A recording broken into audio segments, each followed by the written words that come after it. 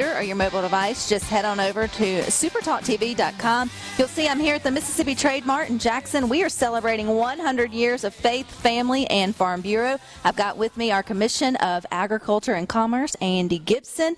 And, man, this is just right in your element, isn't it? Well, Rebecca, it is. Good afternoon. Thank you for having me on. And we're just having a great kickoff to a really big weekend this weekend. Someone who lives in central Mississippi, Andy, who has seen and come to many events at the old Trade Mart. Mm-hmm. Every time I come in here, which I think now is maybe like my third time into this new building, I'm always just in awe of you didn't know what you needed until you got the upgrades, That's right? We're actually sitting here inside the Trade Mart hallway against what used to be the outside wall of the Coliseum.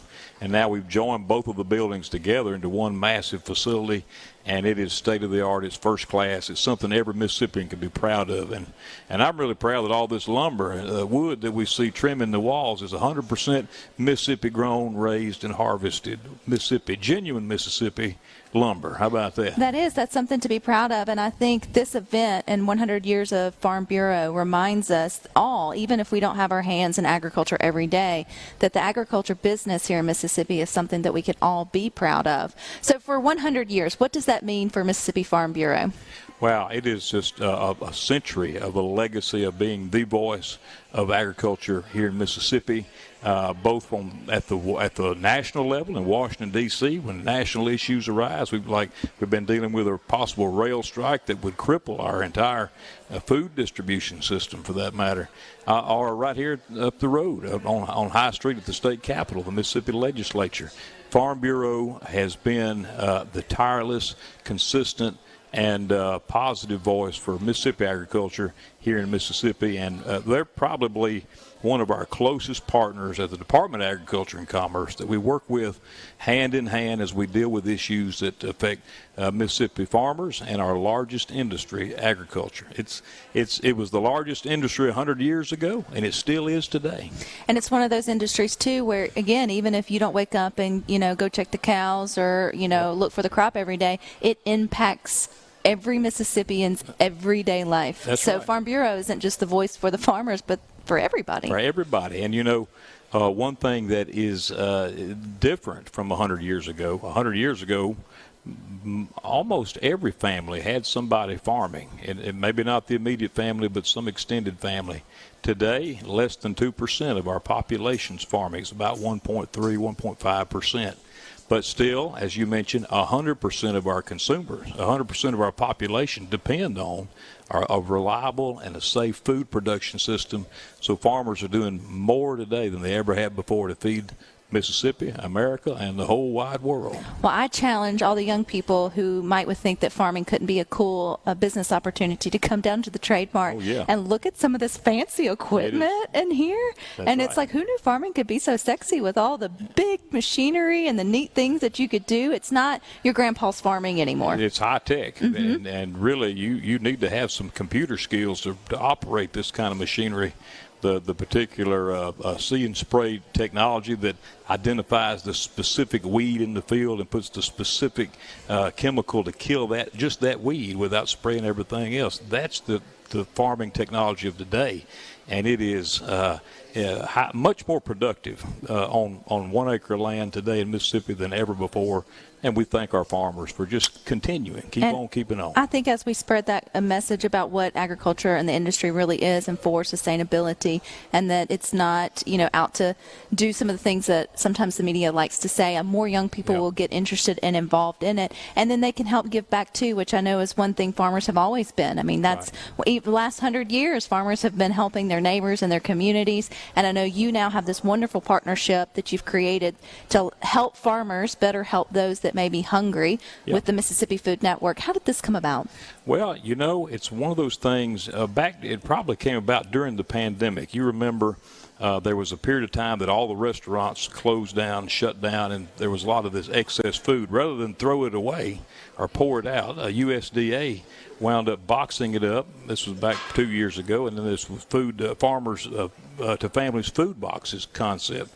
Well, that program went away, and USDA rolled out another program that is connecting our local farmers across the country, including right here in Mississippi, with our food distribution networks such as the Mississippi Food Network here in central Mississippi, feeding the Gulf Coast on the Gulf Coast, Mid-South Food Bank that covers North Mississippi. So hungry people who are in need of food will now be able to have a box of food that was purchased and assembled, put together in a box right here in Mississippi and distributed to meet people in need, to meet their needs, children, the elderly, people who are having a tough time right now making the ends meet.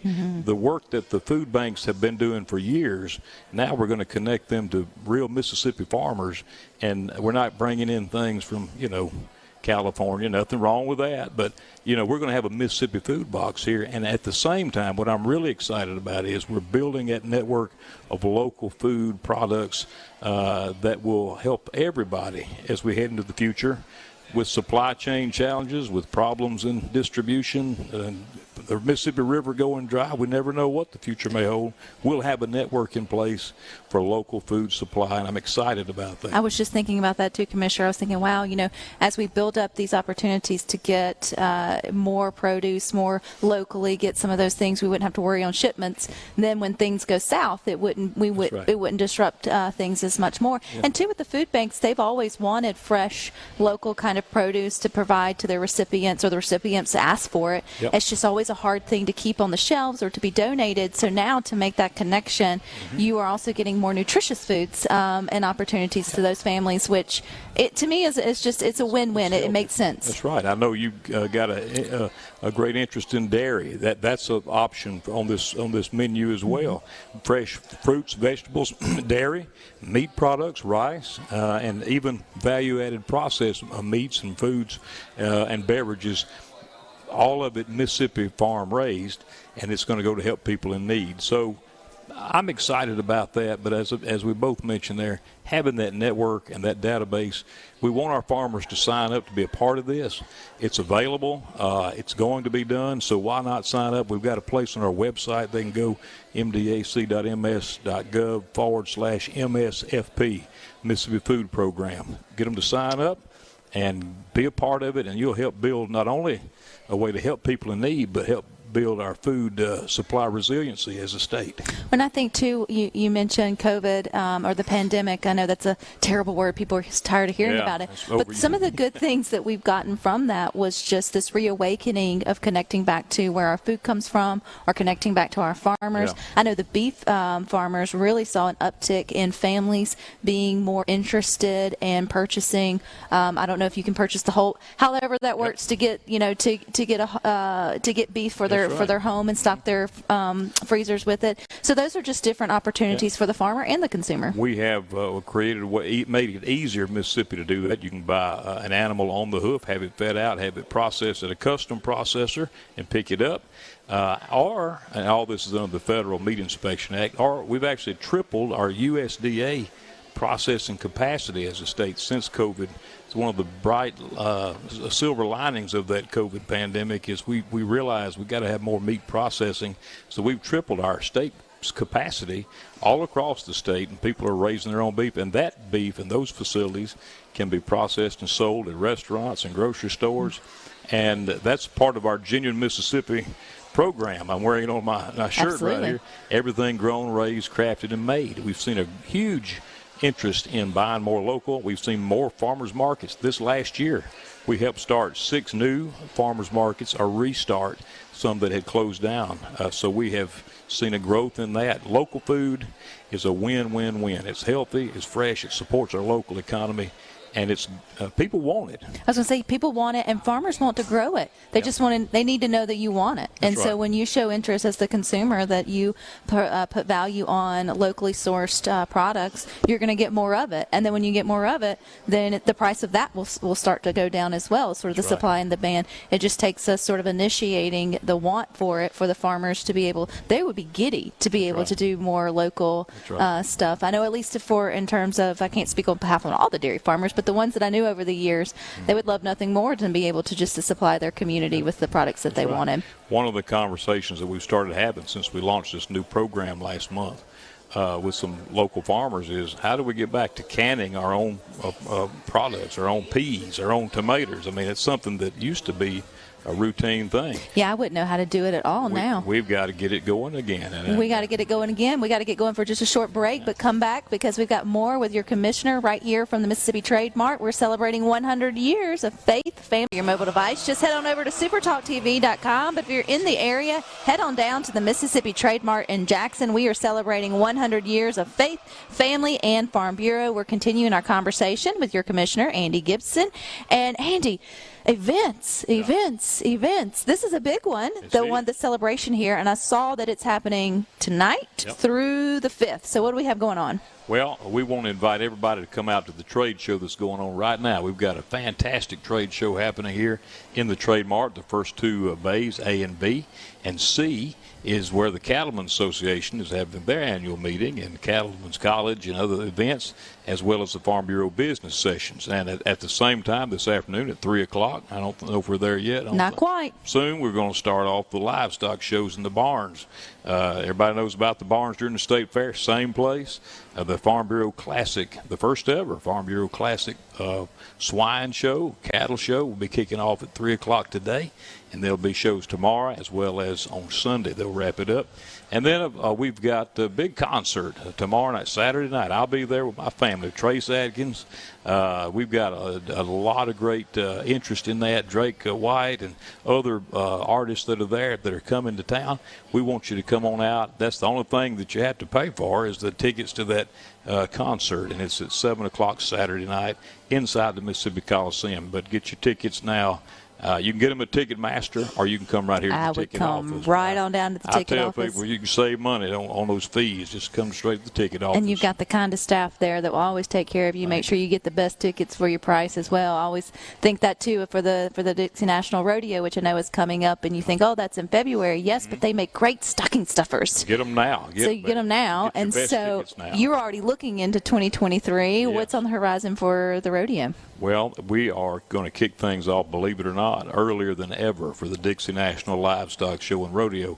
We're going to have the first ever Dixie National Cutting Horse Show in the Kirk Fordyce Equine Center. I think it starts January 5th. So we'll kick off Dixie National January 5th with a new horse show, the cutting show, and it'll run all the way through basically the end of February. From everything from the livestock shows to horse shows. The quarter horse show will wrap things up. But in between all of that, we've got the Sale of Champions, which is the #1 youth program in Mississippi, in my opinion. We're raising scholarships for young people involved in agriculture.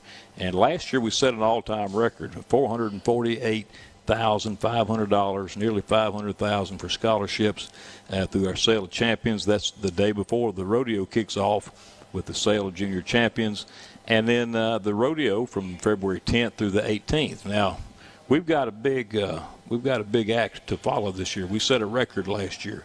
It was the largest attended and largest number of tickets sold to the Dixie National in history in 2022. Really? This year, that's right. Over $1 million of tickets to the rodeo. That's the first time it had ever happened.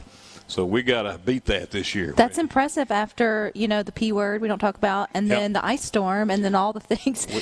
So to come back. So much, that's right. To bounce back, and that means it's a tradition for folks. We are excited that we're building back, and we appreciate people coming out and supporting it. Now, one thing we're doing different, and we did it for the first time last year, and maybe this contributed to the success, but we're having 2 weekends. We start out on a Friday instead of a Thursday. Friday, Saturday, Sunday. Then we take a break and ride slack Monday and Tuesday, pick it back up Wednesday, and go through the next Saturday. So you got 2 weekend opportunities for the first time to come to the Dixie National, and we expect people will continue to like that program. We got some great acts like Randy Hauser. He's selling fast. Lainey Wilson, who was just on Yellowstone and had a big musical success here recently, announcement. She should be there that Wednesday, and we encourage people to go ahead and get your tickets now. Yes. Get them in the stocking for Christmas, so you don't have to think about it. It'll be here before you know it. You'll be here before you know it. And our family loves the Sunday afternoon option for if you've got small children. Go ahead, go to church, come out to the rodeo, and then you can get home for nap time and everything else that's sort of around it. And this year you can get home in time for the Super Bowl. How about that? Wow. Wow, that's lots of things.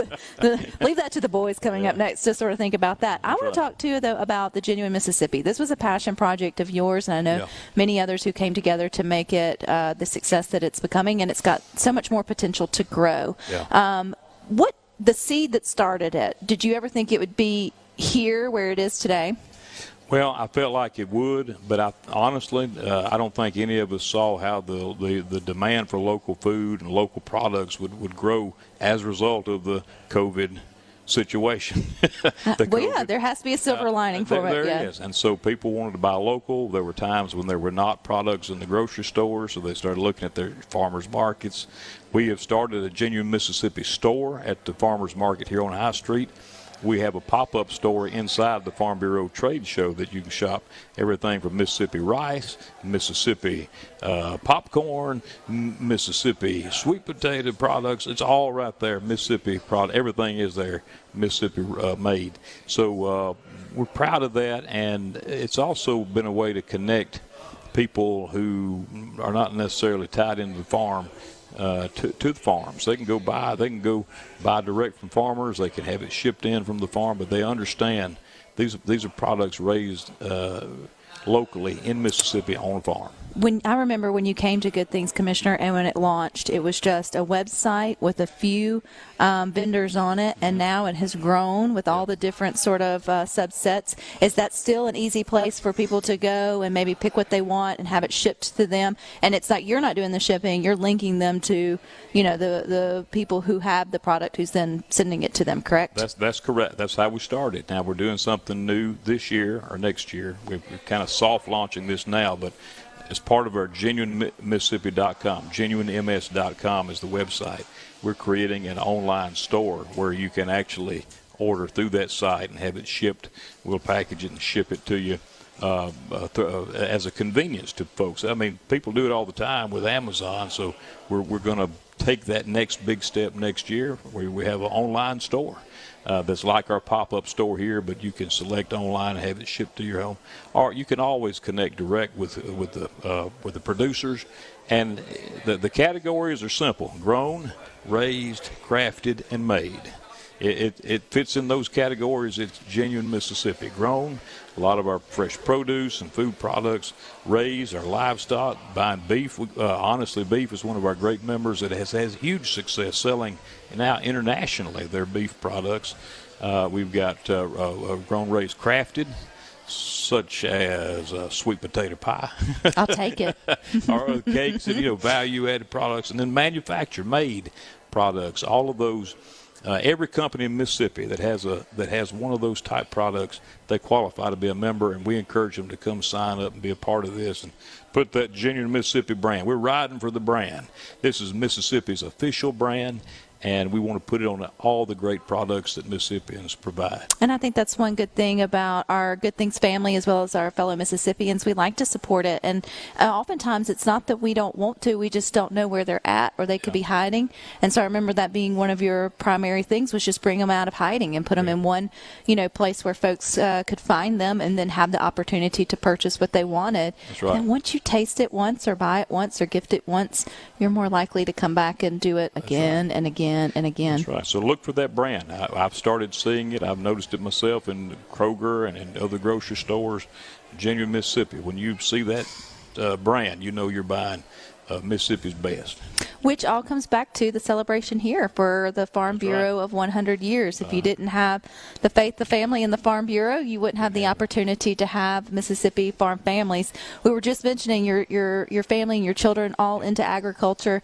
What is your sort of, not plea, but just reminder to the youth that ag can be a viable, career path? Yeah. The opportunities for our young people, those who are listening, those who you may know who are listening, opportunities are endless because there's nothing more important. We can do without a lot of things, but we can never do without food, fiber, and shelter. And the opportunities for young people today is unmatched due to the technology advancements, the opportunities, and also I told you one of my children was into the wildlife management. Agriculture and wildlife goes hand in hand. That is a combination in Mississippi that we have that really no other state has. So whether you're into the great outdoors or whether you want to be an actual farmer raising the food that we need to eat, there are opportunities for you that are endless here in Mississippi, and it all goes back to the land. And so thanks to Farm Bureau for shining a light on the importance of agriculture for this 100 years. We look forward to the rest, and thank you for letting me be a part of today. Andy, I'll meet you back here for their 200th, right? For their bicentennial. We'll see. We'll see. Thank you. Thanks, Rebecca. It's been a pleasure. All right, you guys stick with us. We got a few more good things for you coming up next here from the Mississippi Trade Mart.